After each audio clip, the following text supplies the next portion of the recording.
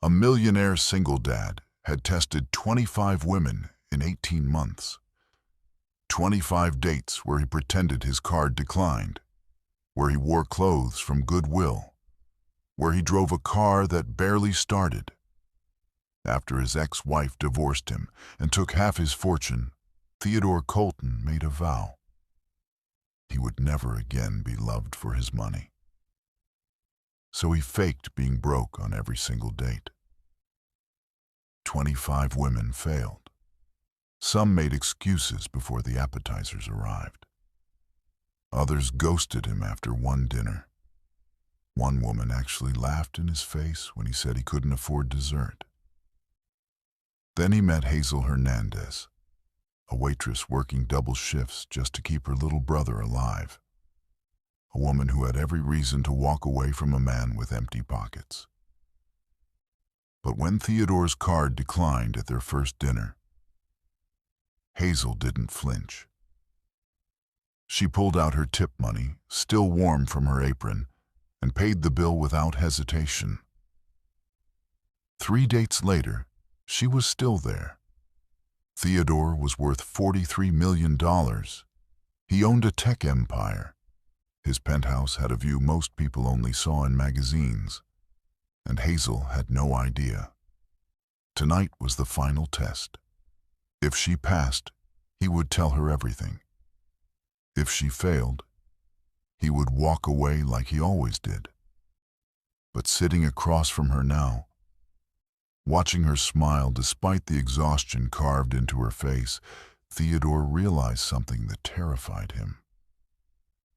What if she passed the test, and then hated him for ever giving it? Before we continue, let us know in the comment section where in the world you're tuning in from. We love seeing how far our stories reach. And if this story speaks to you, don't forget to like, share, and subscribe. Theodore first saw Hazel on a Tuesday afternoon, sitting alone in his car outside a diner he'd never noticed before. He'd just walked out on date number 23, a woman who'd ordered lobster and champagne, then discovered a family emergency the moment his card declined. He was tired. Tired of the games. Tired of the testing. Tired of the hollow feeling in his chest every time another woman proved his ex-wife right. That love was just another transaction. That everyone had a price. The diner looked like it hadn't been updated since 1987. Cracked vinyl booths, flickering neon sign, the kind of place that probably served coffee in chipped mugs. Theodore almost drove past it. Then he saw her through the window. A waitress with dark hair pulled back in a messy bun, refilling an elderly man's coffee. When the man's hand shook and knocked over his water glass, she didn't sigh or roll her eyes like she'd been on her feet too long. She just smiled, a real smile, the kind Theodore hadn't seen in months, and cleaned it up while asking if he needed anything else.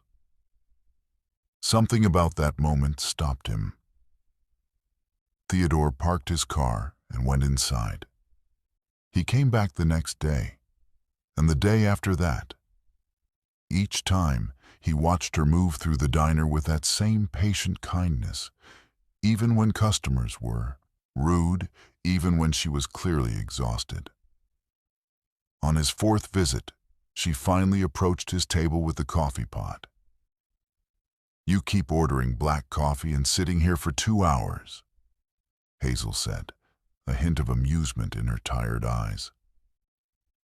"Either you really love our coffee, or you're working up the courage to say something." Theodore felt heat creep up his neck. Is it that obvious? Little bit. She refilled his mug, even though it was still half full. "So, what is it? You selling something?" "Because I can't afford whatever it is." "No, Theodore laughed despite himself. I wanted to ask if you'd maybe want to get coffee sometime. Somewhere that's not here. Though I understand if your answer is no, given that you probably see enough of coffee at work. Hazel studied him for a long moment, and Theodore wondered what she saw. He'd dressed down deliberately, a faded jacket he'd picked up at Goodwill, old jeans, scuffed sneakers. His usual watch, worth $47,000, sat in his nightstand at home. The wedding ring he'd finally stopped wearing sat in a drawer next to it. I work 70 hours a week between here and the grocery store, Hazel said carefully. I've got a 15-year-old brother who needs me. I don't really have time for dating. Just coffee then, Theodore said. 30 minutes. You pick when and where. She bit her lip, considering. Theodore noticed the dark circles under her eyes, the way her uniform was faded from too many washes, the small Band-Aid on her thumb from what was probably a kitchen burn. Okay, she said finally. Thursday afternoon. There's a park 2 blocks from here. Bring your own coffee, though. I'm off the clock. Thursday afternoon. Theodore sat on a park bench with 2 gas station coffees and no idea what he was doing. This wasn't supposed to be real.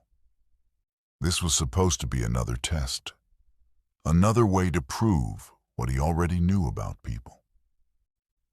But when Hazel showed up in jeans and a sweater that had been mended at the elbow, hair down around her shoulders for the first time, something in Theodore's carefully constructed plan started to crack. Sorry I'm late, she said, slightly breathless. Carlos had physical therapy and it ran over. Carlos? My brother. Hazel took the coffee he offered and sat down, leaving a careful distance between them. He's got a degenerative muscle condition. Some days are better than others. She said it matter-of-factly, like she was commenting on the weather. No plea for sympathy, no heavy sigh, no invitation for him to ask probing questions. Just a fact of her life. That must be hard, Theodore said quietly. Hazel shrugged. It is what it is. Our parents died in a car accident 3 years ago. I'm all he's got. She took a sip of coffee and made a face. God, this is terrible. Why did I suggest bringing our own? Theodore laughed, surprised by her ability to shift the mood. I thought it was pretty bad too, but I didn't want to insult your recommendation. I work at a diner. I have no excuse for bad coffee recommendations. Hazel smiled, and Theodore felt that crack in his chest widen. So, what about you? What's your story, Theodore? He'd rehearsed this part. The lies came easily now after 25 practice runs. I work in tech support, live in a small apartment across town. I've got an 8-year-old daughter, Matilda, joint custody with my ex-wife. That must be hard too. Hazel echoed his words back to him. The custody thing. Theodore looked down at his terrible coffee. This was usually where he deflected, kept things surface level, maintained the character he'd built. But something about the way Hazel had shared her own burden so simply made him want to be honest. Or as honest as he could be, while still lying about everything that mattered. My ex-wife remarried, he said. Someone with more money, more status, more of whatever it was I wasn't giving her. The divorce taught me that people leave when things get hard, or when someone better comes along. Hazel was quiet for a moment. I'm sorry that happened to you. It's fine. It was 2 years ago. That doesn't mean it doesn't still hurt. Theodore looked up, startled by the simple truth of that statement. How many people had told him to move on, get over it, that he was better off without her? How many times had he pretended the betrayal didn't still wake him up some nights? No, he admitted. I guess it doesn't. They sat in comfortable silence, drinking terrible coffee and watching kids play on the swing set across the path. Theodore couldn't remember the last time silence felt comfortable instead of awkward. So, what made you ask me out? Hazel asked suddenly. I'm not fishing for compliments. I'm genuinely curious. You don't seem like the kind of guy who usually hangs around diners. Theodore chose his words carefully. I watched you help that old man when he spilled his water. You were kind to him. Really kind. Not just customer service kind. I don't see that very often. Hazel looked embarrassed. That's just being a decent human. You'd be surprised how rare that is. She met his eyes then, and Theodore saw something in them he hadn't expected. Recognition. Like she understood exactly what he meant. Like she'd been disappointed by people too. Yeah, Hazel said softly. I guess I wouldn't be that surprised. Their 30 minutes turned into an hour, then 2. Hazel told him about Carlos's small victories, how he'd managed to hold a fork by himself last week, how his physical therapist thought the new medication might be helping. Theodore told her about Matilda's obsession with astronomy, how she made him lie on the living room floor and point out constellations on the glow-in-the-dark stars she'd stuck to the ceiling. He didn't tell her the ceiling was 14 feet high in a penthouse worth $8 million. He didn't tell her Matilda's school cost $60,000 a year. He didn't tell her that the small apartment he supposedly lived in was actually an entire building he owned as an investment property. When Hazel finally checked her phone and jumped up with a curse, apologizing because she had to get to her evening shift at the grocery store, Theodore felt something close to panic. Can I see you again? The question came out more desperate than he'd intended. Hazel hesitated, slinging her bag over her shoulder. I don't know if that's a good idea. Why not? Because I can't afford to date someone right now, Theodore. I mean that literally. Every dollar I make goes to Carlos's medical bills or keeping a roof over our heads. I can't do dinners or movies or whatever normal people do. And you seem nice, so I don't want to waste your time. Theodore's mind raced. This was perfect, actually.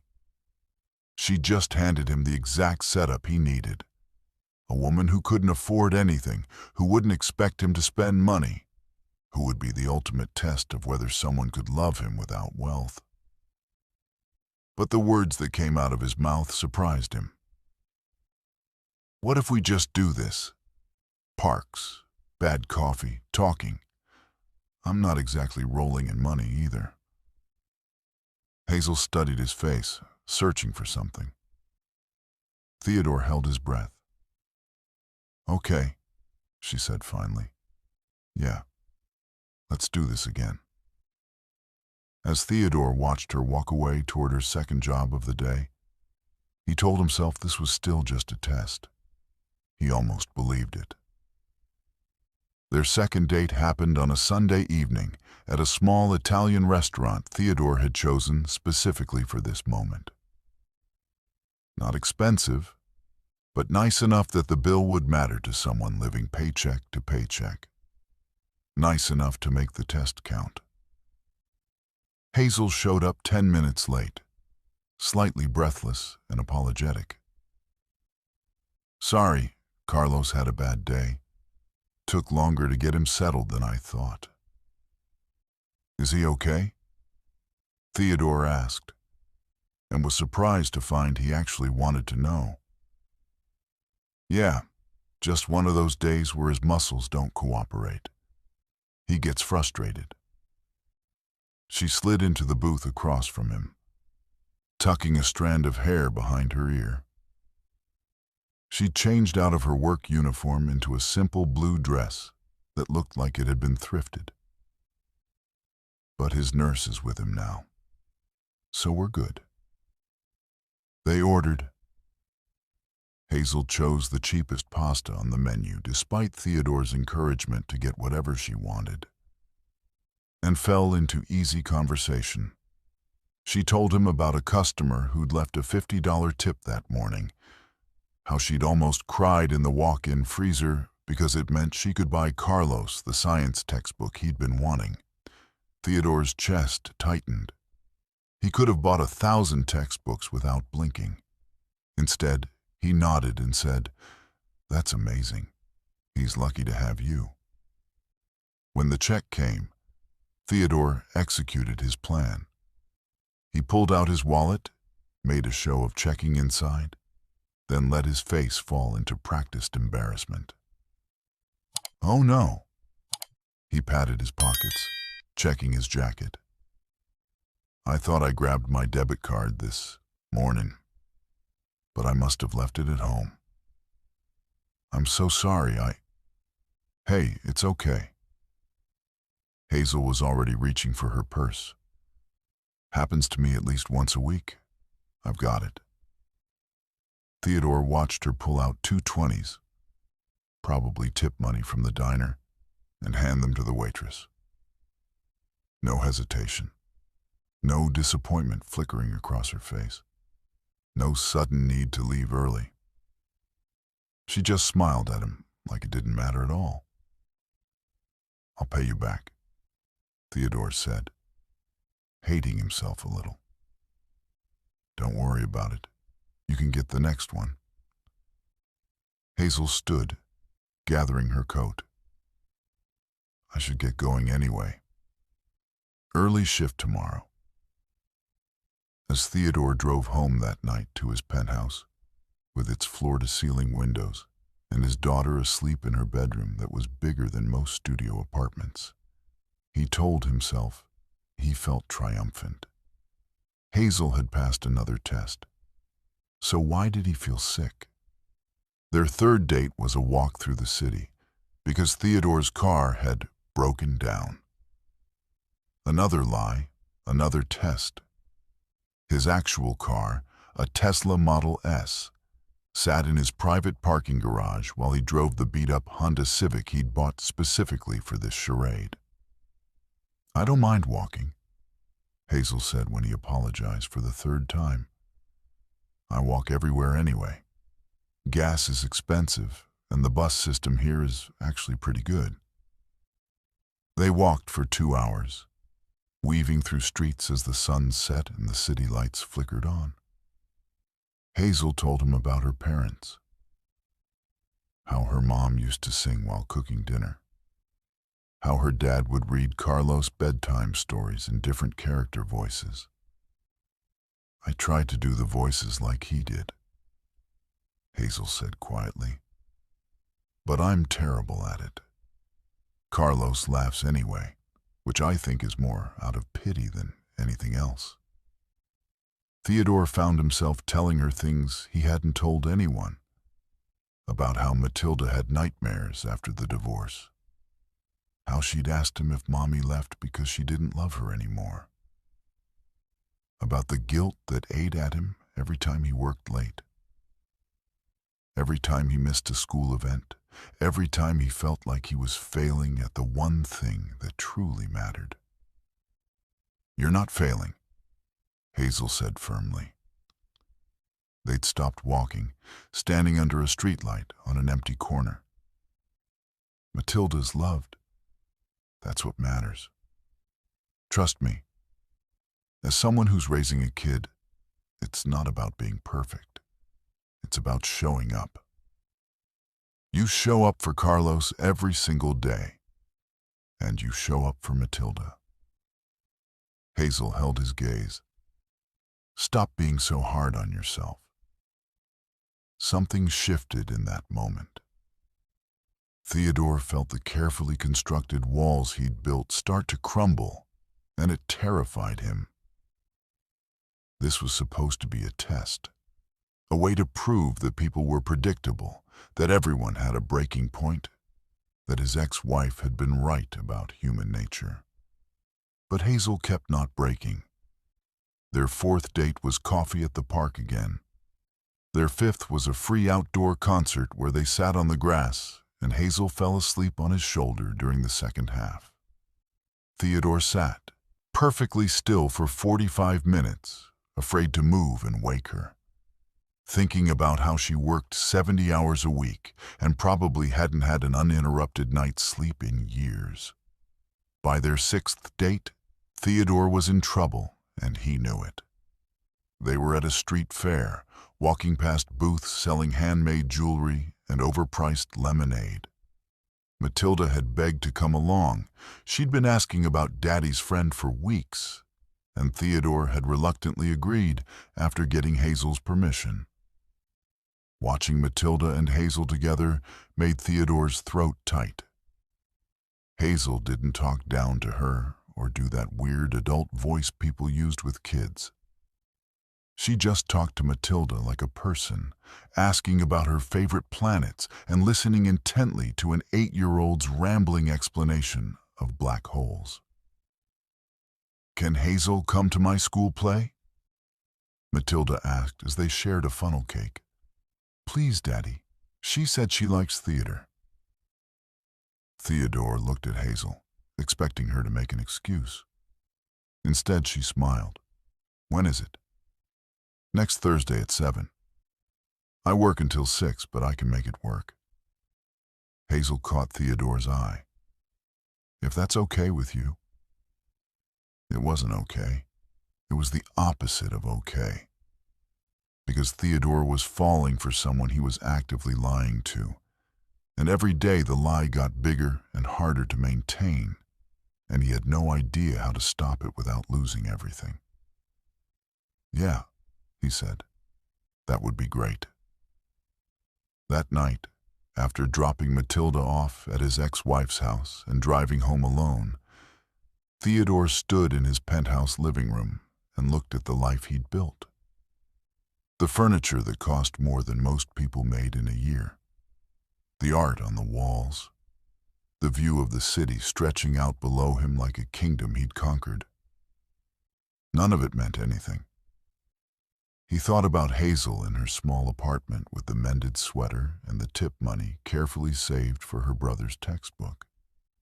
He thought about how she'd offered to pay for dinner without a second thought.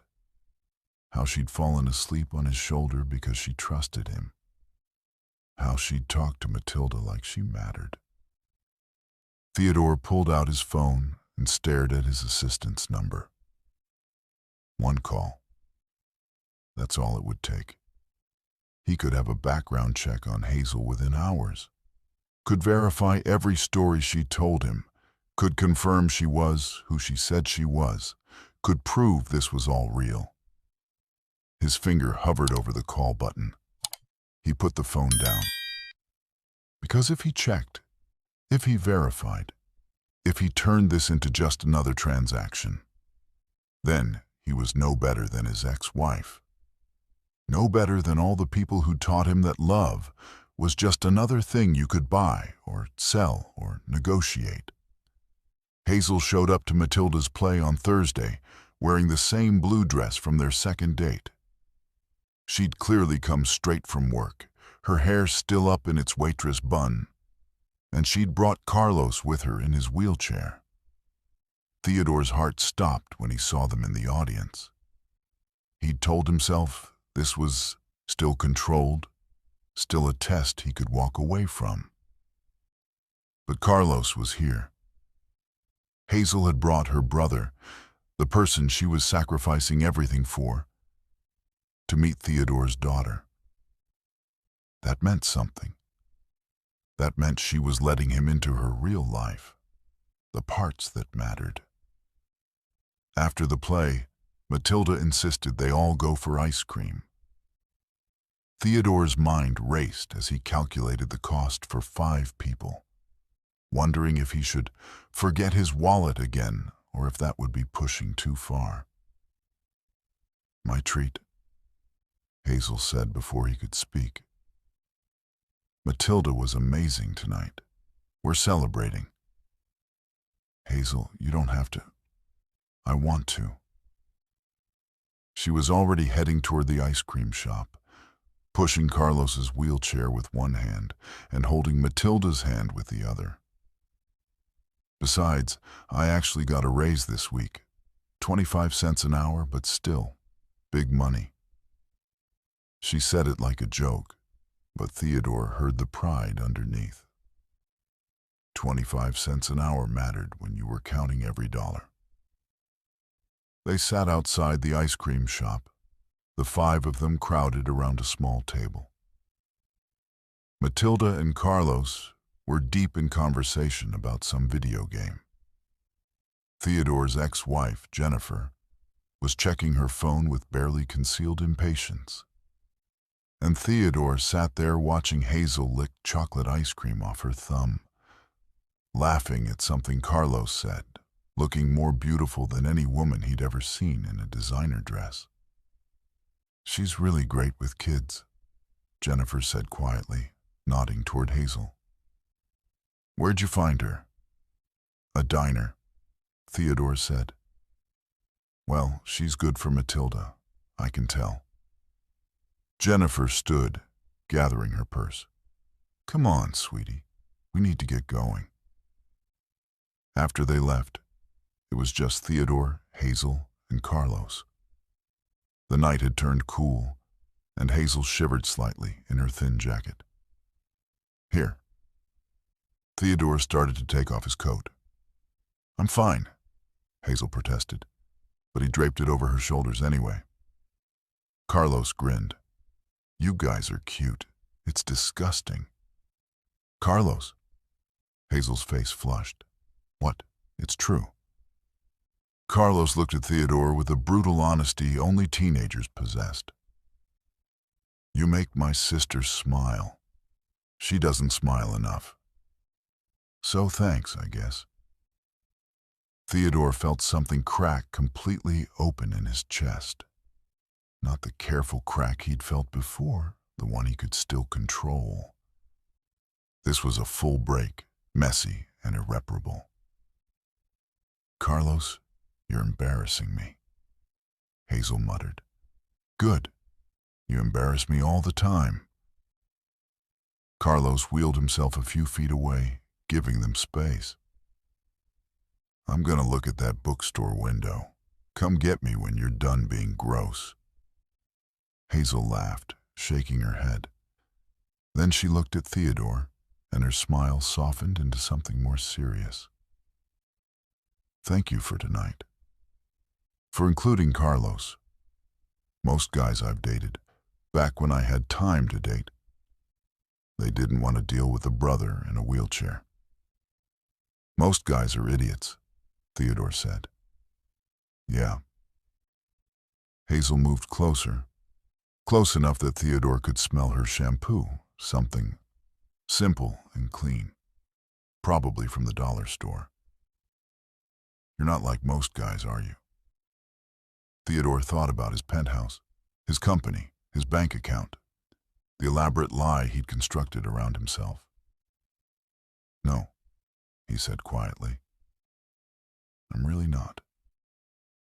Hazel kissed him then, soft and careful, like she was asking a question.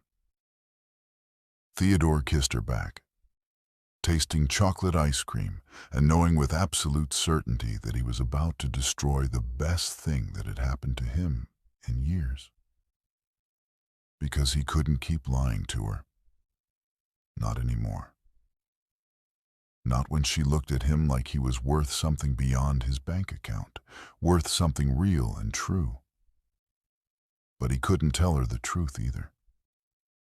Because the truth meant she'd know he'd been testing her, manipulating her, lying to her for weeks. There was no good way out of this.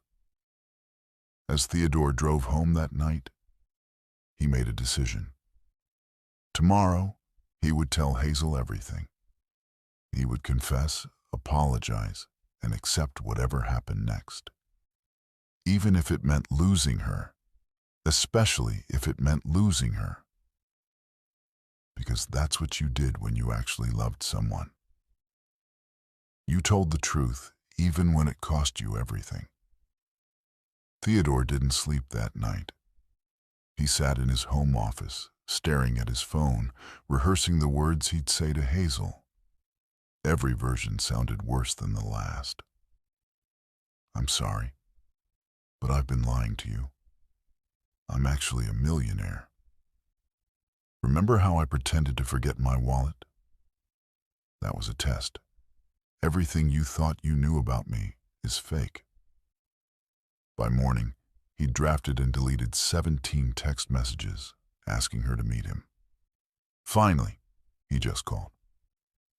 Hey, Hazel answered, sounding tired. Everything okay? You never call this early. Can we meet today? It's important. A pause.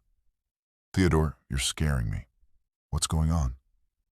I just need to talk to you, please. Okay. The park? Around 2? Yeah. Thank you.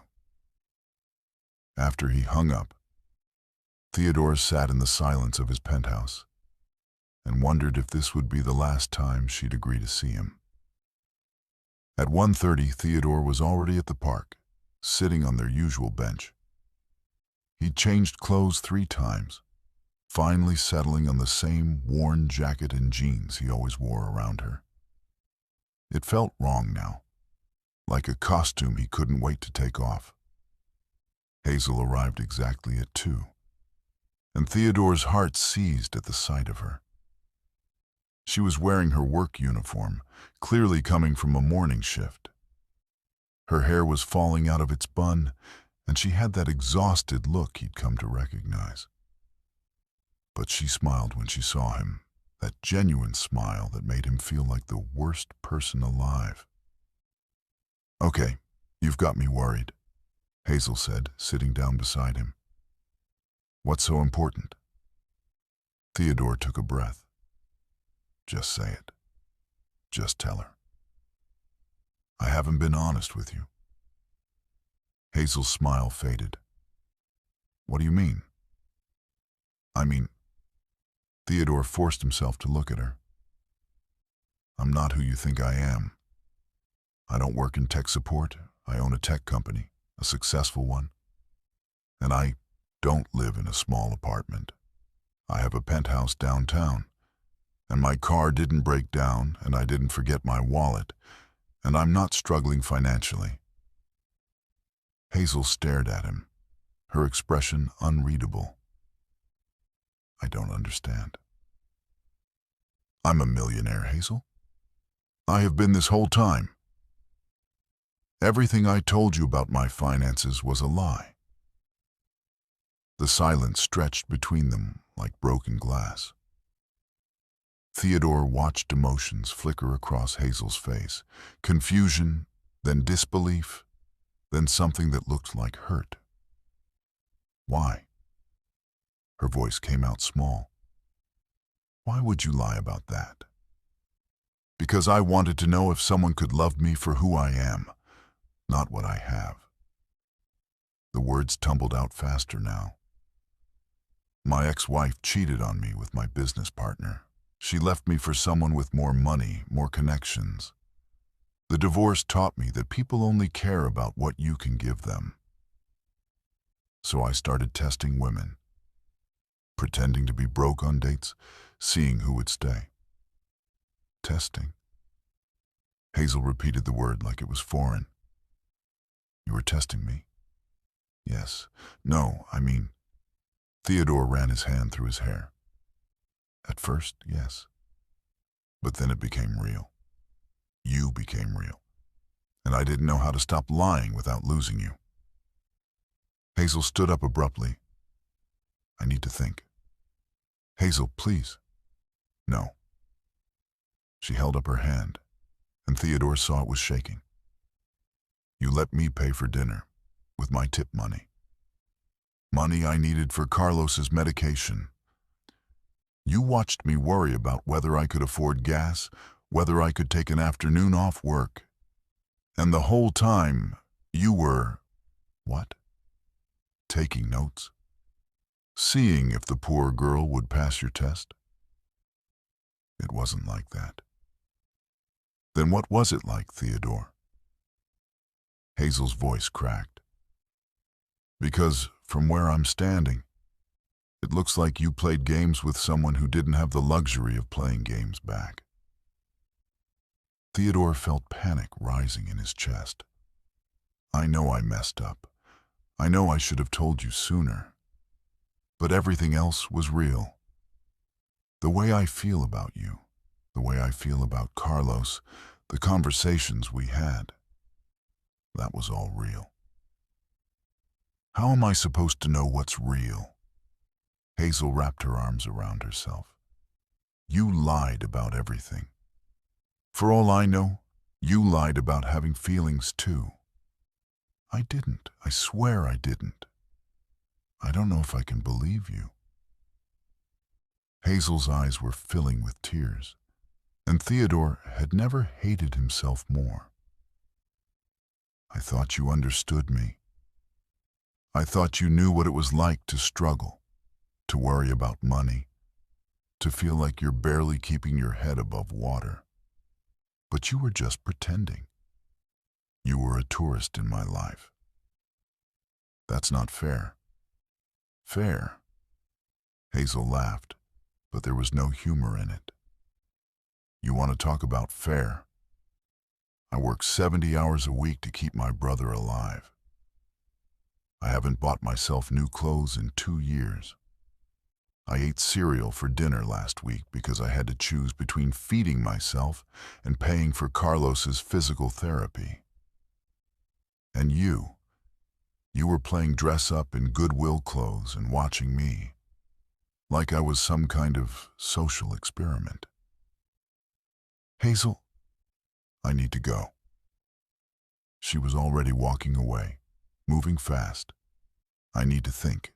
Don't call me. Theodore watched her leave, every instinct screaming at him to chase after her, to fix this, to make her understand. But he stayed on the bench because maybe that's what he deserved. To sit alone with the consequences of his choices. 3 days passed. Theodore called twice. Hazel didn't answer. He texted. Nothing. He showed up at the diner, but her manager said she'd called in sick. Matilda noticed immediately. Where's Hazel? Is she coming over this weekend? I don't think so, sweetheart. Why not? Did you have a fight? Something like that. Did you apologize? Theodore looked at his 8-year-old daughter, who somehow understood relationships better than he did. I tried. Try harder, Daddy. That's what you always tell me to do. On the 4th day, Theodore's assistant knocked on his office door. Sir, there's someone here to see you. A Hazel Hernandez? She doesn't have an appointment, but she says it's personal. Theodore's heart stopped. Send her in. Hazel walked into his office, and Theodore saw her take in the space. The floor-to-ceiling windows, the expensive furniture, the view of the city. She looked small standing there, still in her diner uniform, surrounded by evidence of everything he'd hidden from her. So, this is your real life? She said quietly. Yes. It's nice. Hazel walked to the window, looking out at the skyline. I've never been this high up before. You can see everything from here. Theodore didn't know what to say, so he said nothing. I've been angry at you for 4 days. Hazel continued, still looking out the window. Really, really angry. I told Carlos what happened, and he said you were a jerk who didn't deserve me. He's probably right. He is right. But then I kept thinking about something. Hazel turned to face him. You told me the truth. You didn't have to. You could have kept lying, and I never would have known. But you told me anyway, even though you knew I'd be angry. Even though you knew it might end things. I couldn't keep lying to you. Why not? You'd done it for weeks already. Because I love you. The words came out raw and honest. And lying to someone you love isn't love at all. It's just another kind of using them. Hazel's eyes filled with tears again. You hurt me, Theodore. I know. I'm so sorry. I don't know if I can trust you again. I know. But I want to try. Hazel wiped at her eyes. I must be crazy, but I want to try. Because the truth is, I fell in love with you too. The real you, underneath all the lies. The guy who listens when I talk about Carlos. The guy who makes Matilda laugh. The guy who kisses me like I'm the only person in the world. Theodore crossed the space between them in 3 steps, pulling Hazel into his arms. She let him, burying her face in his chest. I don't care about your money, she said, her voice muffled. I never did. I care that you didn't trust me enough to just be yourself. I was scared. I know. I'm scared too. Hazel pulled back to look at him. But if we're going to do this, no more lies. No more tests. Just us, figuring it out together. Just us, Theodore agreed. I promise. And you're paying me back for all those dinners. Theodore laughed, the sound breaking through the tension. Deal. Hazel smiled then, tentative but real. Also, Carlos wants to meet the real you. Fair warning, he's going to give you so much grief about this. I deserve it. Yeah, you do. Hazel kissed him softly. But you're going to make it up to us? Both of us. However long it takes. 6 months later, Theodore stood in his kitchen making breakfast while Matilda and Carlos argued over what to watch on TV. Hazel was curled up on the couch with a medical journal, researching new treatments for Carlos's condition. She'd cut back to 40 hours a week at the diner. Her choice, because she liked the work and the people. But now she actually had time to breathe. Theodore had set up a trust for Carlos's medical expenses. Not because Hazel asked, she hadn't. But because it was the right thing to do. Because family took care of family, and somehow, against all odds, they'd become a family. Daddy, Carlos says space is boring, Matilda announced indignantly. I said black holes are boring, Carlos corrected. The rest of space is cool. Black holes are the coolest part. Theodore caught Hazel's eye from across the room. She was smiling, the exhaustion he'd first noticed gone from her face. She looked happy. She looked home. I love you, Theodore mouthed. I know, Hazel mouthed back, her smile widening. It wasn't perfect. They still had arguments about money. Hazel hated when Theodore tried to buy her expensive things, said it made her uncomfortable. They still had hard conversations about trust, about the lies that had started everything. Some days were harder than others, but it was real. Finally, completely real. And that was worth more than any test Theodore could have designed. If this story touched your heart, We'd love to hear from you in the comments. Here's a question for you. Do you think Theodore was justified in testing Hazel? Was he protecting his heart? Or did he cross a line? And for the ladies watching, be honest. If someone you loved admitted they'd been testing you like this, could you forgive them? Drop your answers in the comment section below. We want to hear your thoughts. And don't forget to subscribe to Soul Story for more tales about love, trust, and second chances. Hit that like button and share this with someone who needs to hear it today. Thanks for watching.